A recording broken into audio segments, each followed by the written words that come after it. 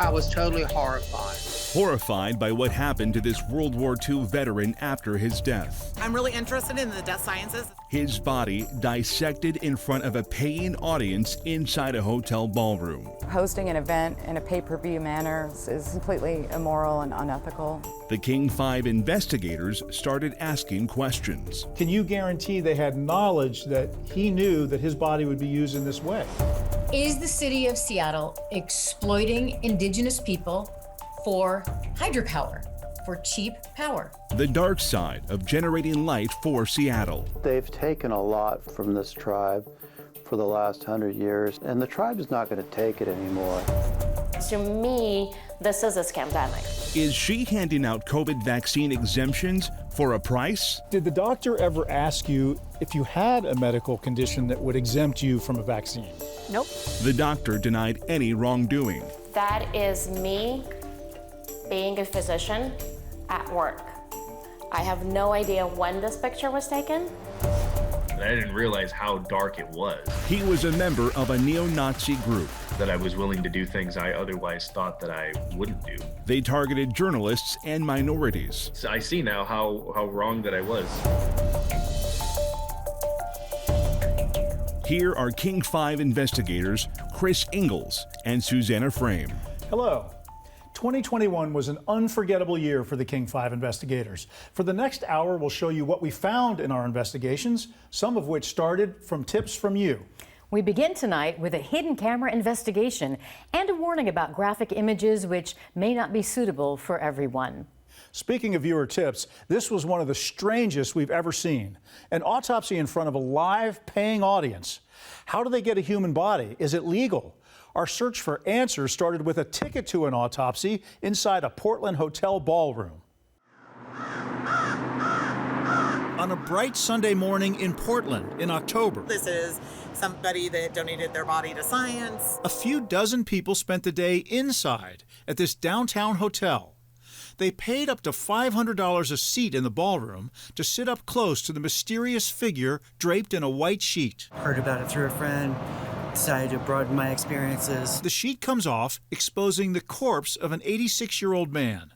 This in-person pay-per-view event puts regular people, paying customers, within an arm's length of something usually reserved for doctors and scientists. Definitely.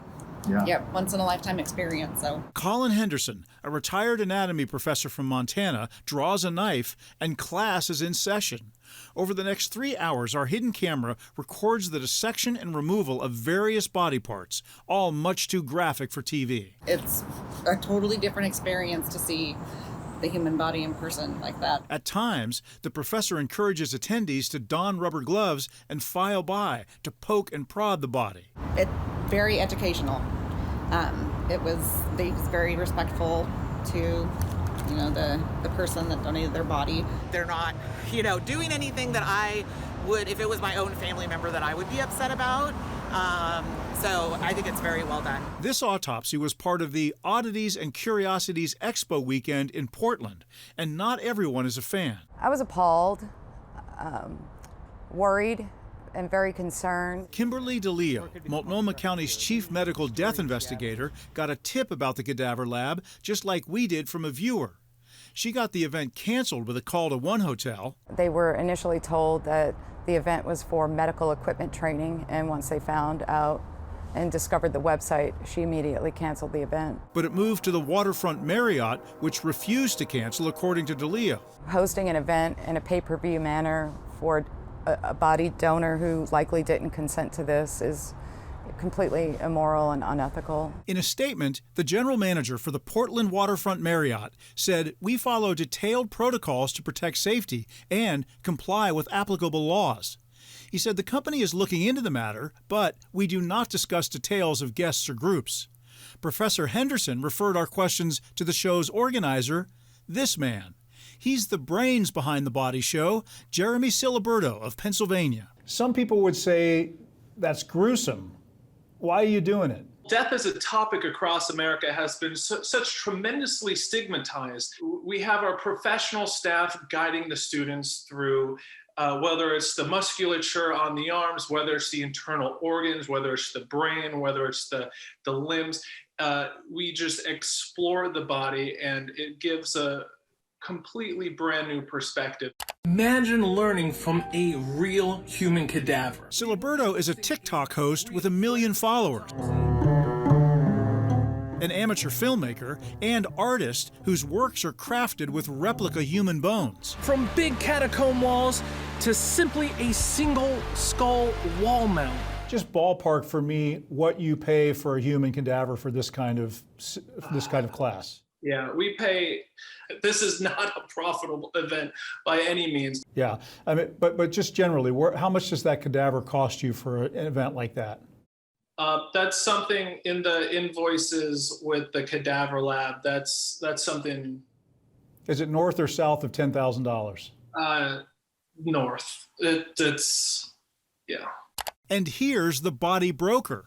Siliberto says he purchased cadavers from Las Vegas-based MedEd Labs, a for-profit company that tells donors or their families that their bodies will be used for medical research and education. Is this really for science, or is this for a public curiosity?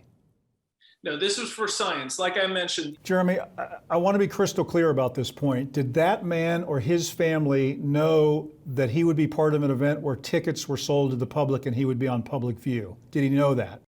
Yes, that was in the contract. Can you guarantee they had knowledge that he knew that his body would be used in this way? I can guarantee that he knew his body would be used for medical education. In later emails, Siliberto said it was up to the lab to obtain that consent.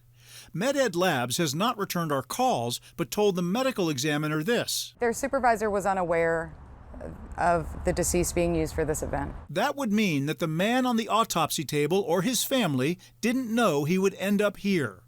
Our photojournalist noticed a medical-type bracelet on the man's wrist with the name David Saunders. We searched this national database of death records and online obituaries, but couldn't find an 86-year-old David Saunders who died recently. We've also been unable to confirm that the information on that medical bracelet is in fact the man's name. The medical examiner is also trying to confirm the man's identity and speak to his next of kin. I think that we need to take a look to see if this does not violate a current law. We need to have a law in place where this doesn't happen again. But when we interviewed Siliberto, he planned to bring live autopsies to more paying customers. We're looking at more locations across the United States in 2022 because it allows the students to explore the body in a much more intimate way.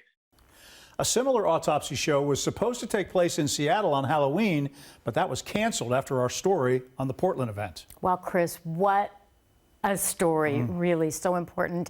And I know that you wouldn't have known his name without a photographer seeing that bracelet, right? And then obviously that led you to learn more about him. That's our fantastic heads-up photographer, Ryan Coe, who came out with that name. And we found out that his name was, in fact, David Saunders, but he wasn't 86, as the Portland audience was told. He was actually a 98-year-old World War II veteran from Louisiana. I tracked down the funeral director who handled Mr. Saunders' body before it was sent to a private company. What did you think? I was totally horrified. Our whole staff was horrified that this is what had happened to a gentleman, that he and his family thought that his body was going for the advancement of medical students. That's funeral director Mike Clark of Baton Rouge, who says the Saunders family thought his body would be used for medical research. And Mr. Saunders' widow didn't know what happened until we contacted her. He's on display somehow. It's I just don't have the words yet to describe how horrible I think it is. Oh, I think it's reprehensible. I think that they're using my husband's body like he's a performing bear or something. That's Elsie Saunders on the phone from Baton Rouge, reacting after she learned from us that her husband's body was dissected in front of a paying audience at the Marriott Hotel in Portland. But he wanted his body to be useful to science. Mrs. Saunders' late husband, David, had registered to donate his body for medical research at Louisiana State University. No, they would not take it because he had died of the COVID. Somehow, his COVID-infected body ended up with MedEd Labs of Las Vegas, a private for-profit body broker. We did not know it was going to be used for a paying audience. We don't do that. We've never done anything like that, ever. Abtin Nassiri of MedEd Labs said the organizer of the event lied to his company about why it wanted to purchase Mr. Saunders' body. We do not engage the donors' bodies in any kind of shows that it was involved with. We don't do anything like that. Mortuary science, alternative burial, or really anything having to do with death. A simple web search would have told MedEd Labs that the body buyer, deathscience.org, is run by Jeremy Siliberto, who has no professional credentials. It was Siliberto who brought the Portland Body Show to life and had planned one for Seattle as well on Halloween Day. Can you guarantee they had knowledge that he knew that his body would be used in this way? I can guarantee that he knew his body would be used for medical education.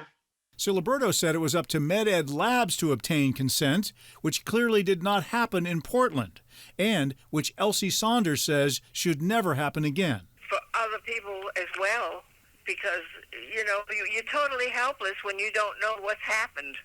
And I didn't. I had no idea what happened until you communicated with me. MedEd Labs paid to transport Mr. Saunders' body back to Baton Rouge. I traveled to Louisiana for that homecoming and to talk to his family.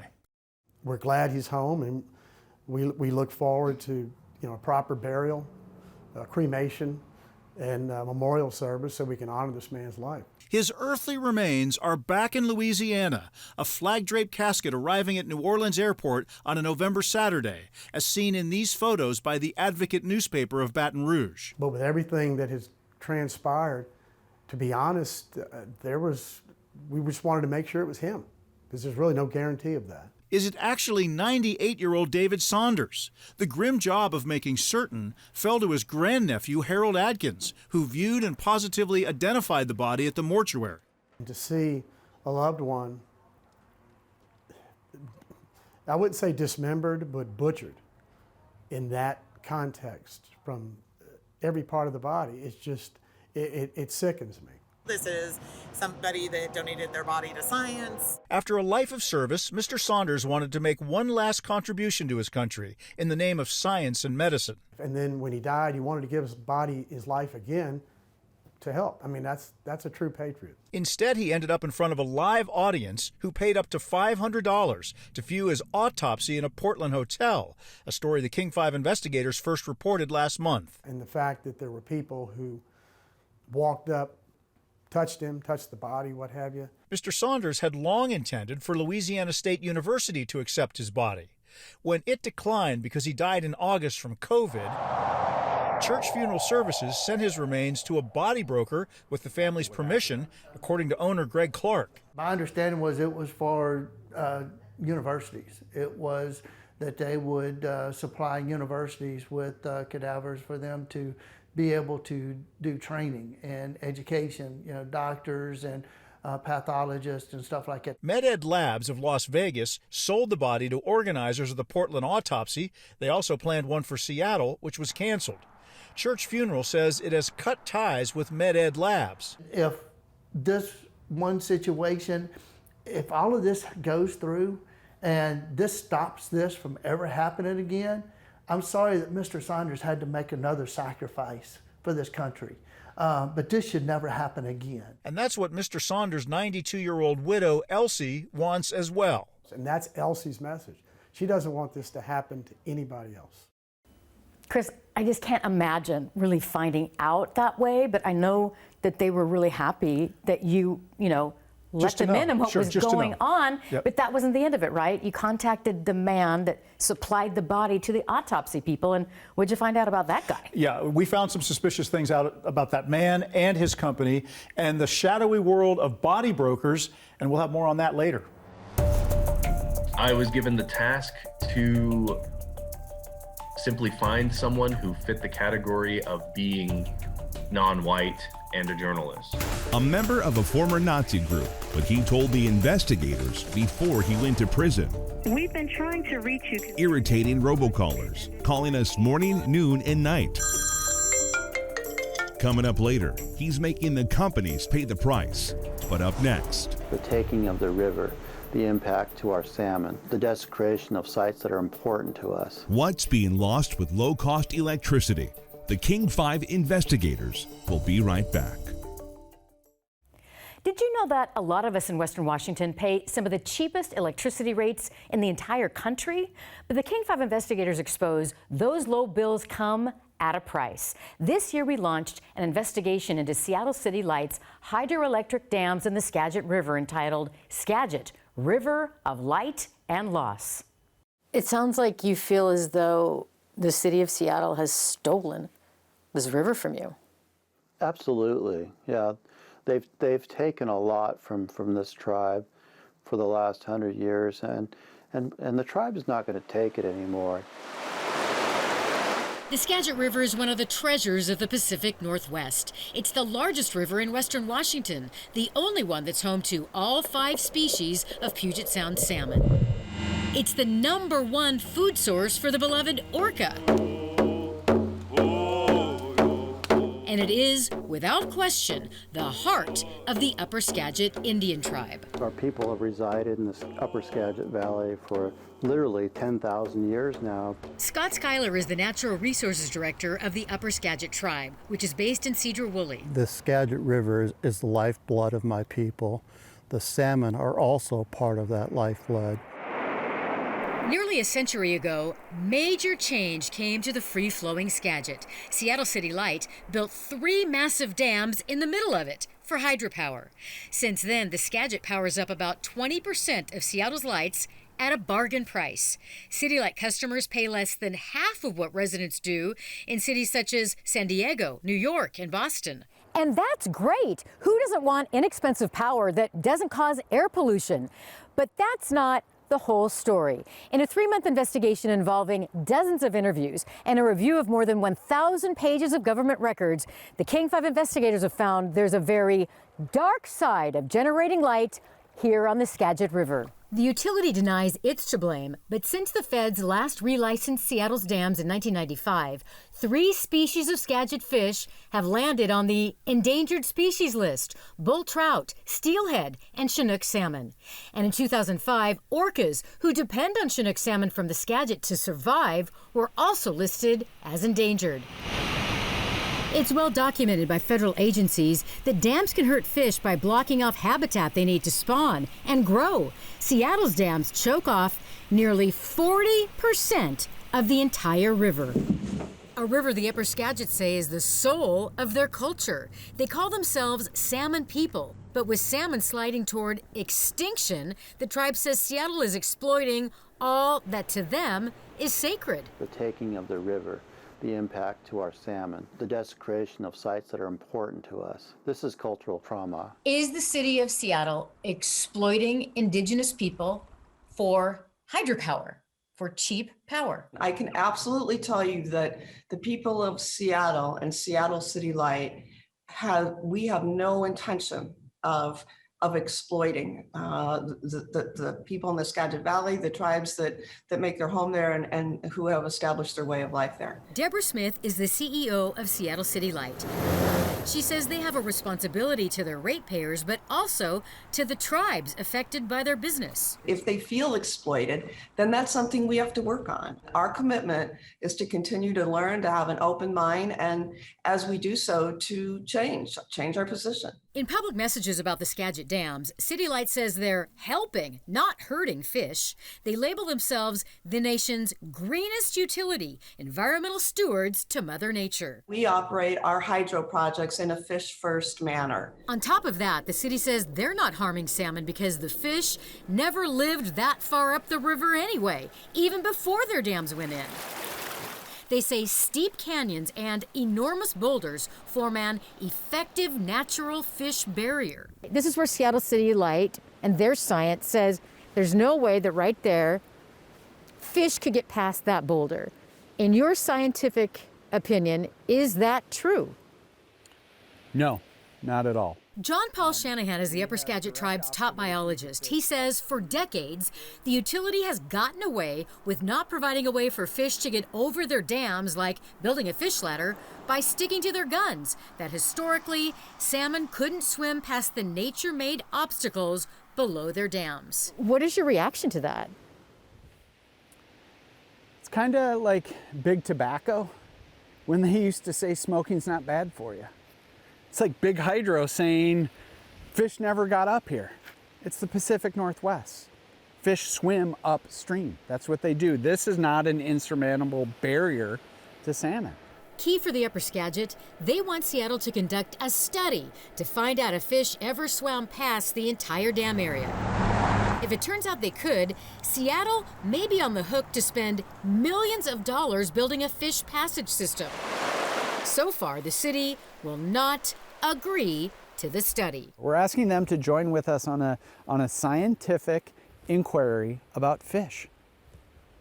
I don't know what's so dangerous about that. The Upper Skagit Indian tribe isn't alone in its demand for a study. Public records show every single agency involved with the damming project agrees with them. U.S. Fish and Wildlife, the State Department of Fish and Wildlife, National Marine Fisheries Service, the National Park Service, the Bureau of Indian Affairs, the State Department of Ecology, the Swinomish and Sauk-Suiattle tribes, and more. All these groups on one side, with only the city of Seattle on the other, so far refusing to agree to a comprehensive study on fish passage. Only Seattle, the one agency with a financial interest here, saying something else. I mean, what does that say to you? Well, it says we need to listen more, and we are starting that process. That's what we're doing. We're listening, and we're going to approach the discussion with a completely open mind. The small Upper Skagit tribe knows they're up against a powerful city and utility, but they say they won't stop fighting until they get their river and salmon back. The Skagit helped build Seattle into probably the greatest city on the West Coast, and we have an expectation now that that's returned to the Skagit. The Skagit is in desperate need of help right now, and we're hoping the city government now sees fit to start looking at a return to the Skagit and helping us rebuild the Skagit to the greatest river in the Puget Sound. 24 hours after that first story aired, City Light made an abrupt change in public policy. After 2.5 years, the utility finally agreed to study the idea of helping fish get over their 3 dams, also known as fish passage. City Light says those studies are underway, but there's still no firm commitment to build the infrastructure. Seattle City Light used a report from a century ago to get its green certification in this century. Seattle, you're better than this. That's later, but first. I just want to apologize. He was a member of a neo-Nazi group, and what he did landed him in prison. It's something I should have never have taken part in. That's coming up next. He was a member of a neo-Nazi group which threatened me, other journalists, and Jewish people. Johnny Roman Garza was sentenced to 16 months in prison for putting up threatening posters at his victims' homes. Before going to prison, Garza agreed to speak with one of his victims, me. What did you do exactly that is going to get you sent to federal prison? I was given the task to simply find someone who fit the category of being non-white and a journalist.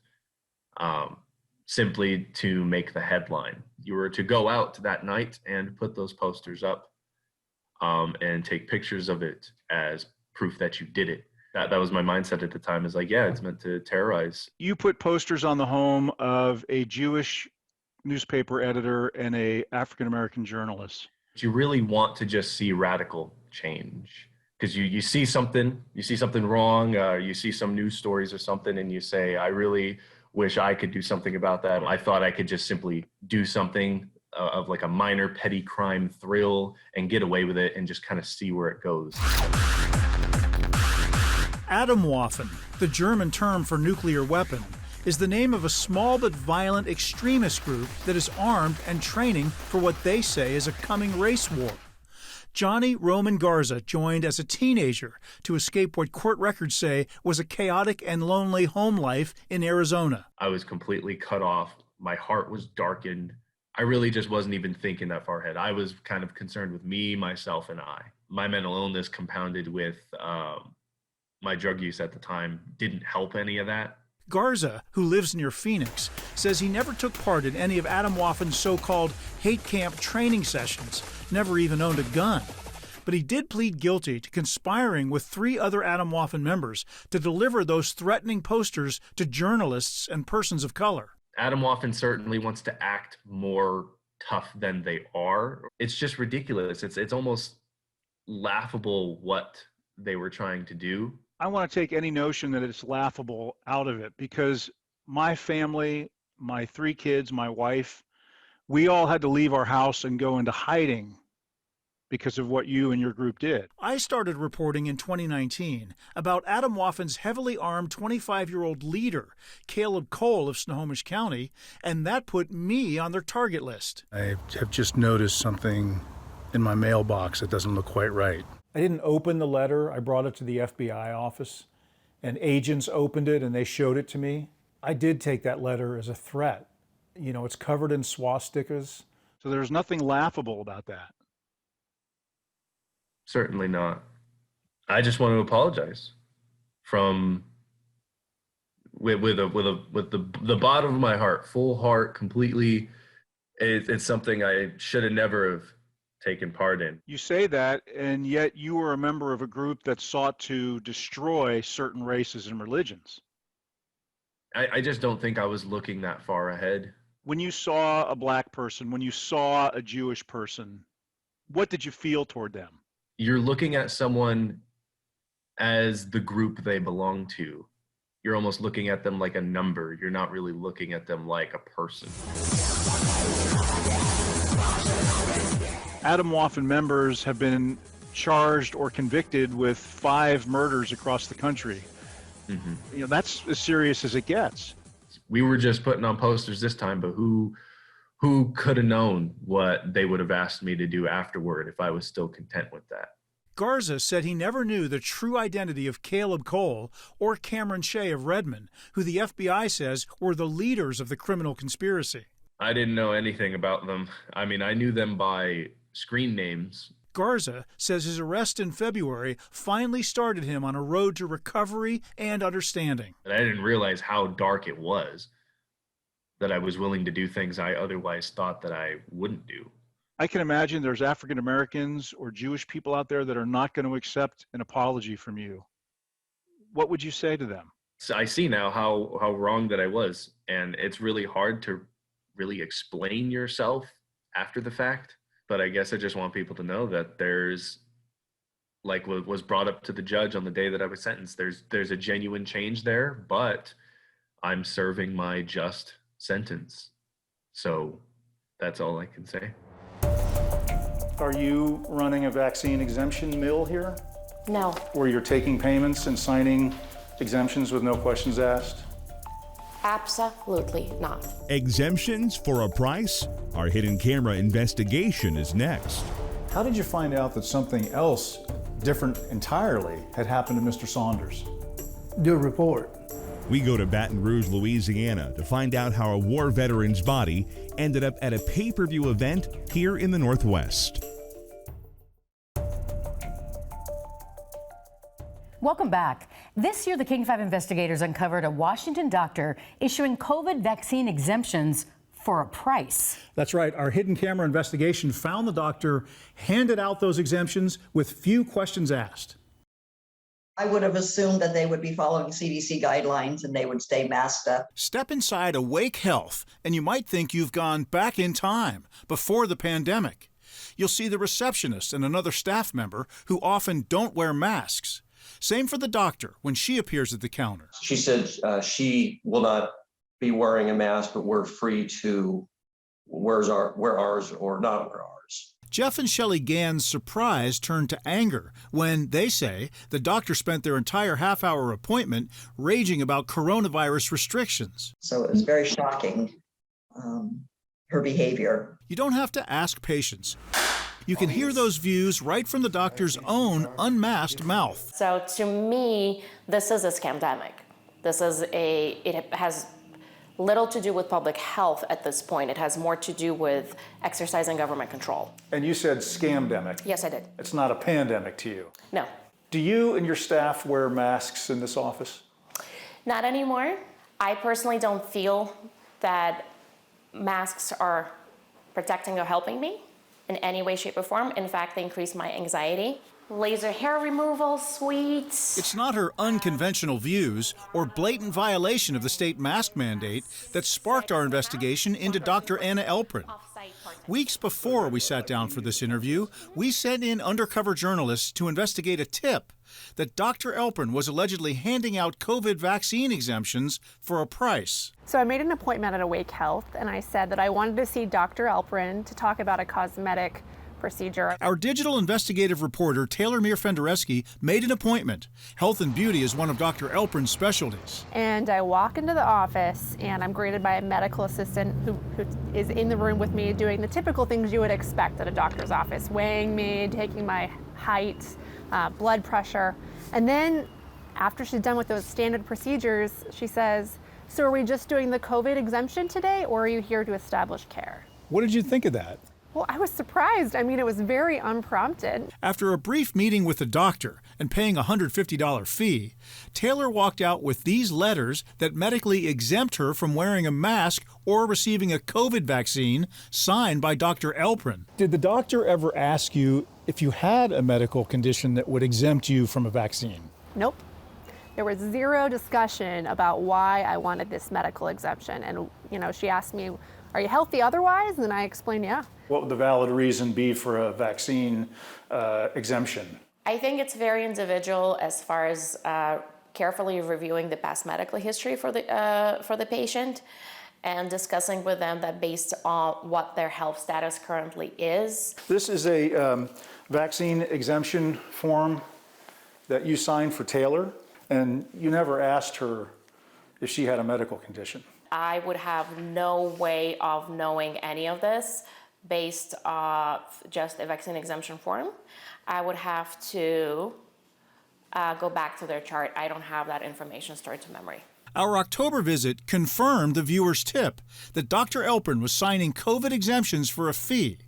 But before we confronted her, we went back, this time with a hidden camera. What happened when the doctor came in? She had the forms in her hand. She just went through them with me, signed them there in front of me, and basically just restated over and over very forcefully that it was a complete violation of HIPAA for them to ask anything about my medical history, vaccinations included, and just filled out the forms right there in front of me. Did they ask you if you had a medical condition that would exempt you from the vaccine? They did not. They charged Kendra $200, $50 more than Taylor paid a week earlier. With these doctor-signed forms, workers can request exemptions from their employers from COVID vaccine and mask requirements. At Ellensburg's largest employer, Central Washington University, records show 86 vaccine and mask exemptions submitted by students and staff.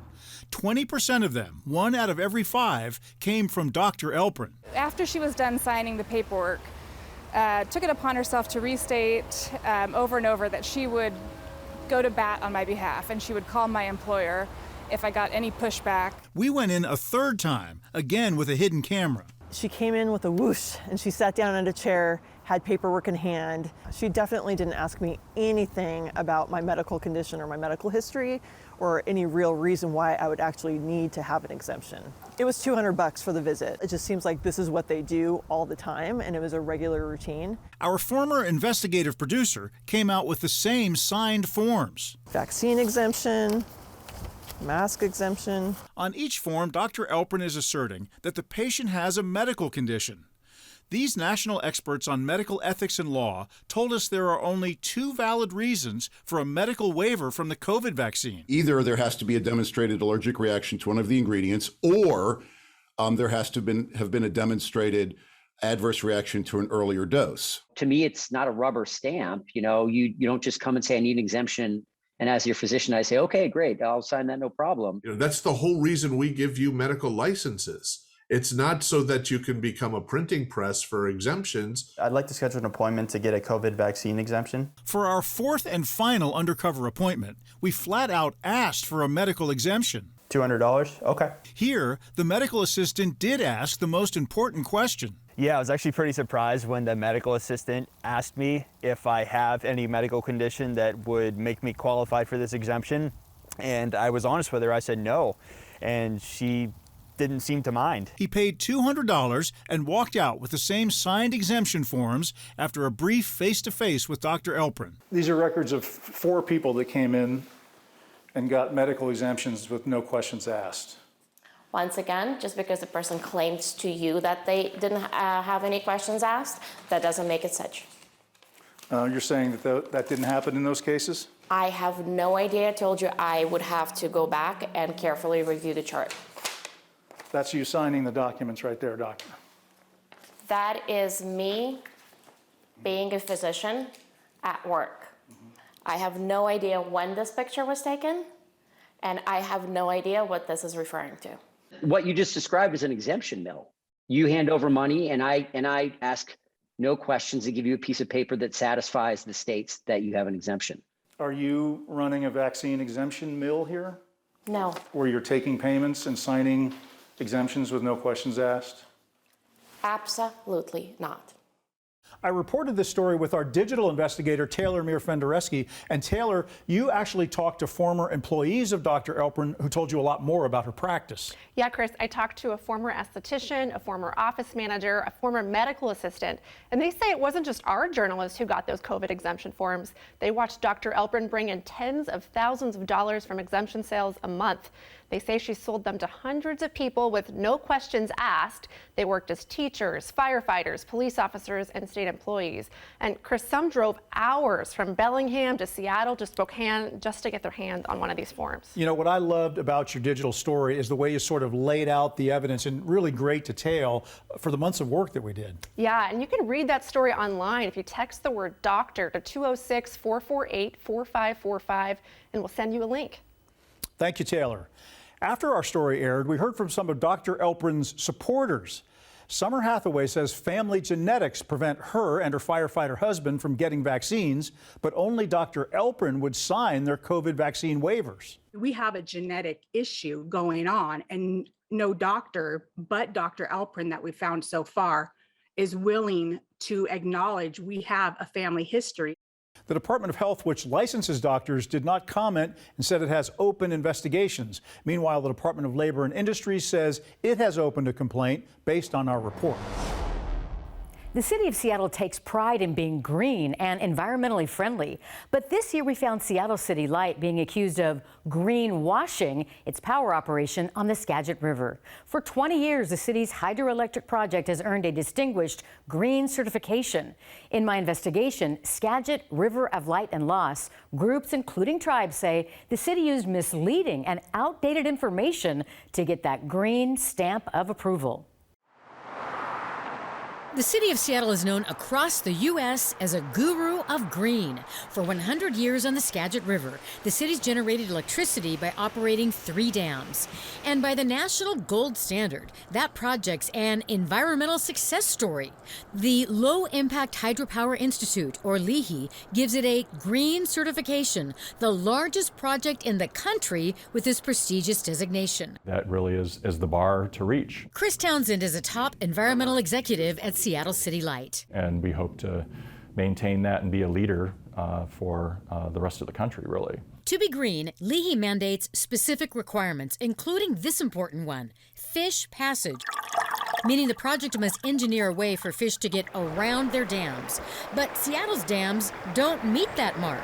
The city has never invested in fish passage. The dams cut off nearly 40% of the river habitat to salmon species, including 3 on the brink of extinction: bull trout, steelhead, and Chinook salmon. So how did the city of Seattle, without fish passage, manage to earn that green superstar status? Several groups in the Skagit Valley, including tribes, say the city got around it by supplying LIHI with misinformation, falsehoods, and selective science. In Seattle's original LIHI application in 2002 and in 2 more for green recertifications, the utility leaned on this science from 1921, 100 years old, that showed salmon never physically made it up to where the dams are located anyway, so fish passage isn't necessary. The researchers said below Gorge Dam, salmon couldn't navigate the steep canyons, turbulent rapids, and rugged falls. That would be saying like it never rains here in Seattle. Robert Howard is the general manager of the Sauk-Suiattle Indian tribe located in the Skagit Valley. The tribe has filed a lawsuit against the city for allegedly deceiving them and the public about natural fish barriers the tribe doesn't believe exist. Even though we are so small, just about 300, we're mighty in nature, enough so to stand up to a big bully in the playground. In the 3 green applications to Leahy, City Light references the natural fish barriers 54 times. Here's what City Light didn't highlight. Page 1 of the 1921 science that states, the survey must be considered as superficial. It would take very much more time for a thorough investigation. And last year, natural resource agencies in the region agreed in public documents that the fish barrier theory is bogus, including the National Park Service. They wrote they haven't found any evidence of a fish passage barrier. And NOAA Fisheries wrote it's not boulders and falls, but the dam is the conclusive barrier for salmon to access upstream habitat. Seattle, you're better than this. Skagit County Commissioner Peter Browning. We were a little outraged at that because the certification meant clearly a lot to them, but they have to be honest. And in this case, they weren't being. We stated what we knew to be true. Seattle City Light says they gave Leahy the best science they had, and that studies they're doing on the river right now could change their direction. Just because it's a different river now or we have different ways of understanding what the truth is doesn't mean that we were untruthful previously. It means that we did the best job we could given the information we had. The Upper Skagit Indian tribe says they've found evidence their sacred salmon can swim up past the falls of the river, but that every time that's happened, they say City Light has discredited their findings. So you feel like you have that proof now? Yes, most definitely. Here's what's new. This year, government scientists made a discovery biologists consider a game changer. Tiny fish they believed were coho, some of the weakest swimmers in the Skagit, found in a place City Light says adult coho couldn't possibly swim to or spawn in. For 17 years, John Paul Shanahan was the managing biologist for the Upper Skagit Indian tribe. So if a coho made it, that's definite proof that Chinook, steelhead, bull trout, and other fish would make it up there. To make sure, samples were sent to the state lab to test for DNA. What did it say? It said coho. Yeah. And that was a good day? That was a great day. Several Skagit River stakeholders tell us if City Light wants to hold on to its certification and keep claiming it's the nation's greenest utility, they need to do a lot more to help salmon make a comeback on the Skagit and ditch the story their project doesn't hurt fish. This information, was it used deceitful? Was it misleading? Or was it half-truths? I don't know. I think accepting what it is and moving forward is what the resource needs and what the people who care about this stuff need.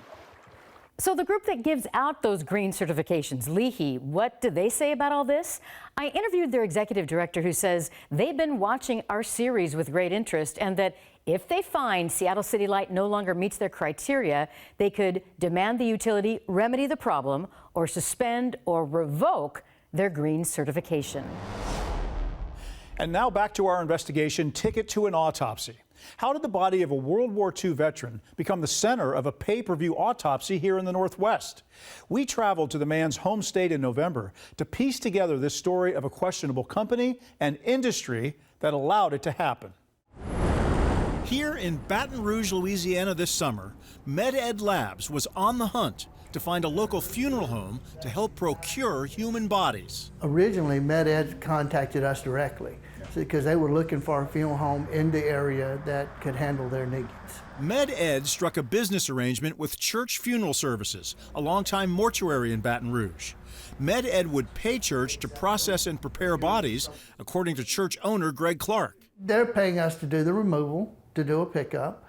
They're paying us for storage. Through its website and relationships with funeral homes, MedEd solicits bodies purportedly for scientific and medical research. Donors are cremated for free afterwards, and next of kin avoid the costs of a funeral, burial, and death certificate. So when you do a body donation, then there is death certificates, and you can eventually get the cremains back, do a memorial service. There's a little-known industry nationwide of for-profit body brokers, including MedEd Labs. People will say, well, why does anybody need a human body? MedEd's Abtin Nasiri says there's no substitute for an actual human cadaver. We provide our services for medical institutions, for surgical institutions, for medical device companies, medical implant companies, paramedics. So when 98-year-old World War II veteran David Saunders died in Baton Rouge in August, his last act of service was donating his body to MedEd through church funeral services. How did you find out that something else, different entirely, had happened to Mr. Saunders? Do a report. One of my directors actually happened to see the initial report. I love it. The anatomy is great. I'm really interested in the death sciences. In October, we revealed that Mr. Saunders was autopsied in front of a Portland audience that paid anywhere from $250 to $500 for a front row seat. A planned Seattle autopsy show was later canceled by organizer Jeremy Siliberto, who purchased Mr. Saunders' body from MedEd Labs. You're saying that Jeremy Siliberto flat out lied to you about what he was doing with this body? Yeah, we had no knowledge at all. Imagine learning from a real human cadaver. An internet search would have revealed that Siliberto and his organization, deathscience.org, have no professional credentials. A search also reveals something about the man who signs his emails, Dr. Abtin Nasiri. The Nevada State Board of Chiropractic Physicians lists his license as revoked. Are you actually a doctor? I am, yes. I don't practice anymore. I haven't practiced in many years. The revocation a decade ago parallels a $3.5 million civil judgment in which Nasiri was accused of fraudulent insurance billing. He denies wrongdoing. Our attorney did not represent us at trial at all, and they didn't show our side of the story. They didn't have any witnesses, no experts, no exhibits or anything like that. MedEd Labs paid for a flight to return Mr. Saunders' remains to his family in Baton Rouge. His great-nephew, Baton Rouge attorney Harold Adkins, says the family is weighing legal options. I'll say this, I wouldn't put anything off the table. So what happened here, this public autopsy, involved a for-profit corporation that's supplying the bodies. That's different than the nonprofits like a university that accept body donations so medical students can learn. Nonprofits stress that they don't do this kind of thing, Susannah. Yeah, like at the UW, they have the right credentials and backgrounds to be handling things appropriately. Perfect example, right? But what you're uncovering is this system where it just looks like anybody can be selling bodies. That can't be legal, can it? Well, you know, it is interesting. There's a federal law against selling organs for transplant, for example. But when it comes to these for-profit whole body donations, some critics have called it the Wild West. Anything goes. Okay, yeah, it sounds like it. Yeah. There's only one way to make robocallers stop calling. Up next, stopping robocallers while putting money in your pocket. So here's the check from Ziply for $1,250. Cashing in on robocalls. It's estimated Washington state consumers get hit with 2 million robocalls a day. Well, to most of us, those calls are a pure annoyance, but others hear opportunity ringing. This is the story of one viewer's robocall revenge.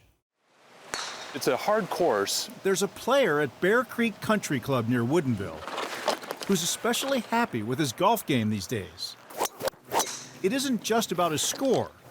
110, going with a 9-iron. For Steve Baus, every shot is like taking a whack at people who have tormented him for years. Hello? Robocallers. After years of dodging those unwanted, automated, and often illegal robocalls. You're calling about a mortgage?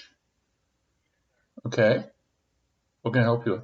This is the final notification from the Social Security Administration. So this is a life insurance quote? You could almost say that Steve Baus looks forward to them. These are Steve's home movies, recordings he makes of robocalls he receives. Debt? What was it? The last part? Debt something? It's the first piece of evidence he uses to build a case against telemarketers that they're violating federal law. I'll usually send them what's called a demand letter. It's a letter that kind of outlines, here's what happened, here's the law you violated, here's the penalties for that law, and then you make an offer to settle. A surprising number of companies, when presented with Steve's evidence, actually pay up. I got $12.50 for the Ziply call, $1,050 from an overseas marketer, and then I got another from a local company for $750. He's received $3,100 in payouts so far. I feel like a victory for the good guys, I guess. With more than $3,000 in settlements in the 6 months since he started, Steve splurged on the new set of clubs that he's playing with today. A lot of the guys I play with will remind me about the fact that some guy in Pakistan paid for those clubs. There's only one way to make robocallers stop calling you. Reporting the numbers doesn't work, blocking the numbers doesn't work, but one thing does. You have to make them pay. Doc Compton, a Texas-based credit expert, has 250,000 followers of his TikTok videos. With customers like Steve Bouse, who paid Compton $50 for a tutorial and kit, Compton has a small army across the country targeting robocallers, companies that use automated technology to dial millions of numbers each day. They're abusing a system that's really kind of weak from an enforcement perspective, and we're putting the power back into the hands of the people. Their tactics are built on the Federal Telephone Consumer Protection Act, which says, in general, companies can't contact you without your specific written consent. It's a law that's been on the books since the 1990s, but is finding new life in the age of cell phones. The law allows private citizens to sue violators. What was your name again? The difficult part is tracking down who is actually behind the call. You have clear-cut evidence that it's them. Sometimes that means buying a product like a car warranty just to identify the company responsible for the robocall. You might be surprised that not all of those calls come from shady companies that are overseas. So here's the check from Ziply for $1,250 for one automated pre-recorded robocall. Steve's biggest payday came from Ziply Fiber, a major internet service provider in our area. A Ziply spokesperson blamed a subcontractor that did in fact make the robocall. We immediately shut down their program. But not before Steve Bouse got his money. I thought that was the most money I've made in about 40 minutes of my life. I should say that it does take quite a bit of work to track down the true identity of robocallers, and you have to be selective. Pure scammers, the people pretending to be federal agents or the Microsoft Security Department, they will never pay, Susannah. What I like about this investigation, Chris, is that if you have one of these, it affects you. We all get those calls, Yeah, you're right. everybody. Yeah. It's a great story. Yeah. Many of our stories begin with a tip from people like you. If you have information about government corruption, wasteful spending, or another problem you think we should investigate, let us know. You can contact us by email at investigators@king5.com or leave a voicemail at 888-557-8679. We'll review your tip as soon as we can. And as we speak right now, we're already working on new investigations for 2022. I'm Chris Ingalls. And I'm Susannah Frame. And thank you for joining us.